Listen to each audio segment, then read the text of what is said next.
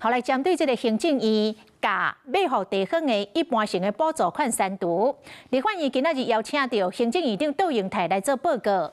院长是用水库分流来比喻总预算的分配。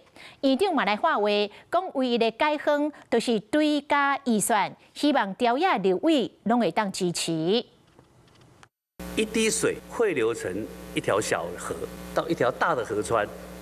甚至汇流到一个中央的水库，水库的水才能用它的支流分散到所有的地方去。用水库分流，比如总预算分配，行政院长都用来针对身兼保护地方一般性的补助款。 到立院宣布，不过倒规甩大县好好想先转源头的水会变少。编最高史上最高的预算，这难道是罪过吗？用这样的标准来看行政院，对中央不公平。备询台长讲出无满意的心声，毕竟今年度中央政府总预算叫增减2076亿，其中通案通审939亿。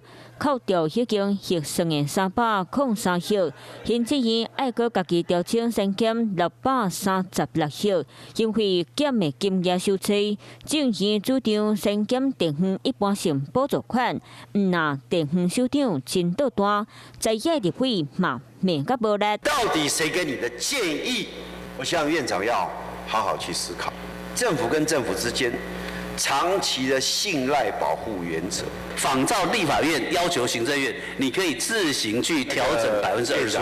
不下为因，众生未果。二砍预算的在野党的委员们一再的谴责受害人行政部门，而且还要你们提解方。民进党立委替行政团队讲出委屈的同时，杜英泰嘛提出对加预算做唯一的改方，不过回头一个讲法。我也更希望未来任何人担任院长。 跟立法院之间就预算审查，我们能够依照宪法跟法律精神来。内阁改造方向直透团，倒规话语嘛暗讲到以未来去立委发展。Hello， 我是蒋欣梅，想要抢先掌握最及时的新闻资讯吗？赶快订阅、按赞、开启小铃铛，锁定华视新闻 YouTube 频道。